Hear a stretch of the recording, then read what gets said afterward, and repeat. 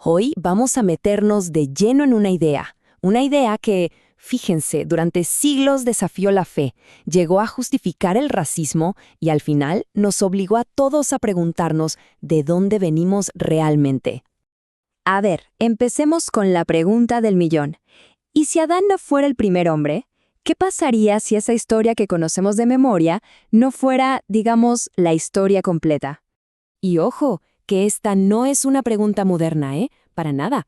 Nació por allá en el siglo XVII, en un mundo donde una idea así no era solamente controversial, no, era directamente herética. Un solo libro, imagínense, encendió una mecha que iba a arder durante siglos. Bueno, para entender de dónde sale todo esto, empecemos por el principio, por el origen de la teoría, conocida como preadamismo. Y todo empieza con un hombre y un verdadero rompecabezas bíblico. El protagonista de esta primera parte de la historia es este señor, Isaac Lapeyre, y es importante aclarar algo. Él no era un radical que quería destruir la fe, todo lo contrario. Era un teólogo que muy seriamente intentaba resolver lo que para él eran, inconsistencias en la Biblia, y la solución que encontró fue, la verdad, increíblemente audaz. Y su gran solución fue esta, el preadamismo. ¿Qué es eso? Pues básicamente la idea de que hubo dos creaciones. Una primera creación, la de los gentiles, o sea, las naciones del mundo, y mucho después la creación de Adán, que para Lapeyre sería el padre exclusivo del pueblo judío.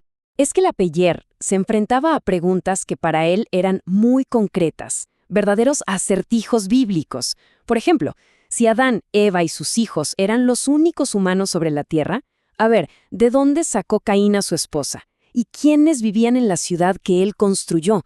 Para él, la única respuesta que tenía sentido era que ya había otra gente, ya existían otros pueblos. Pero bueno, aquí es donde la historia da un giro muy oscuro y peligroso. Vamos a ver cómo una idea que nació como algo teológico, casi académico, se transformó en una herramienta para algo completamente distinto. Es que fíjense en esto, porque el contraste es brutal. Tenemos a Lapeyre, que usó la idea para, según él, defender la Biblia, para que todo encajara. Y luego, casi 2 siglos más tarde, esa misma idea se estaba usando para defender la esclavitud y la supremacía blanca. Es el mismo concepto, sí, pero la intención es radicalmente opuesta.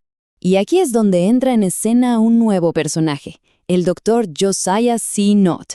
Hay que ubicarse en el contexto. Estamos en el sur de Estados Unidos, justo antes de la Guerra Civil, un lugar donde la esclavitud era ley. Pues bien, Nutt agarró la idea del preadamismo y le quitó toda la parte teológica. En sus manos se convirtió en algo que llamó poligenismo, que no es otra cosa que la teoría científica, y lo digo entre comillas, de que las distintas razas humanas no vienen del mismo ancestro. Las imágenes de su libro, que se volvió infame, nos muestran el resultado, y es terrible. Ilustraciones como estas, donde sin ningún pudor se comparaban los perfiles de personas negras con los de simios, se usaron como prueba de que las razas eran especies fijas, inmutables y, por lo tanto, inherentemente desiguales. La idea de Lapeyre ya no era una teoría teológica, se había convertido, literalmente, en un arma. Claro que una idea así no iba a quedar sin respuesta. Desde el primer momento, la teología más tradicional, la ortodoxa, se defendió con muchísima fuerza. Así que ahora vamos a ver cuáles eran los argumentos en contra del preadamismo. La respuesta fue casi inmediata. Apenas se publicó el libro de Lapeyre, salieron teólogos como Samuel Marecius a refutarlo punto por punto. Y sus argumentos eran muy claros, muy directos. A ver, si Adán no es el padre de toda la humanidad, entonces toda la idea del pecado original y de la redención simplemente se cae a pedazos. Y además, si el diluvio fue global como se creía, entonces no hay vuelta de hoja. Todos, absolutamente todos, descendemos de la familia de Noé. Y este es quizás el argumento teológico más potente de todos, tanto en ese entonces como ahora. La Biblia es muy clara en este punto. La muerte entra al mundo como consecuencia directa del pecado de Adán. Entonces, si hubo hombres antes que él, hombres que vivieron y murieron, pues esa doctrina fundamental simplemente no se sostiene. Es una contradicción total. Para la teología cristiana más tradicional, la evidencia está, digamos, por todas partes en la Escritura. no es un solo punto. Tienes al apóstol Pablo llamando a Adán el primer hombre. A Eva se la nombra madre de todos los vivientes. Y encima, las genealogías, tanto en el Antiguo como en el Nuevo Testamento, siempre trazan una sola línea que llega al final a Adán. Todo apunta a un único origen. Pero, un momento, porque esta conversación sobre mundos anteriores no se limita solo a la historia o la biología, ¿eh? Ahora vamos a explorar una perspectiva totalmente distinta, una que es mucho más mística, más metafísica. Entonces, la pregunta es, ¿acaso todas las historias sobre algo que hubo antes de la creación tienen que ver con historia y biología? Y la respuesta corta es que no.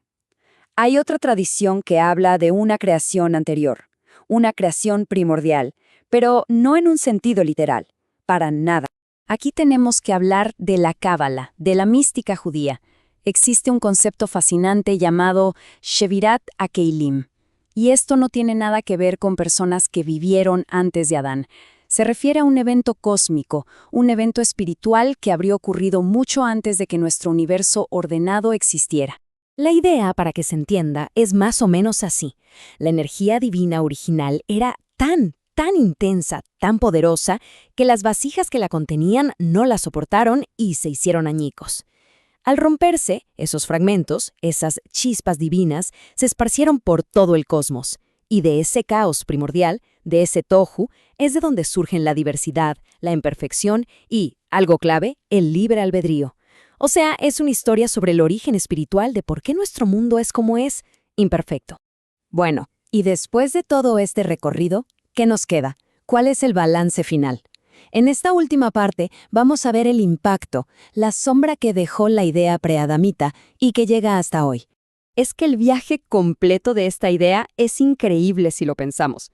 Empieza como una solución teológica, algo casi de eruditos. Luego se transforma en una justificación monstruosa para el racismo. Después es desafiada por la teología tradicional. Y al final, sus ecos todavía se escuchan hoy, en las discusiones que tenemos sobre ciencia, sobre fe y sobre las raíces del prejuicio. Y creo que este es el punto más importante de todos. La historia de los preadamitas nos enseña el poder inmenso que tienen las ideas. Cómo una teoría que nace de la curiosidad intelectual de un debate teológico puede ser retorcida, manipulada y usada para causar un daño incalculable.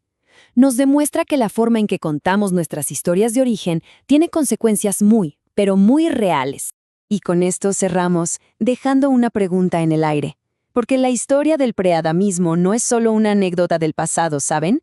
Es un recordatorio muy potente de que esas preguntas viejísimas sobre de dónde venimos siguen ahí y siguen moldeando y a veces dividiendo la forma en que nos vemos a nosotros mismos hoy en día.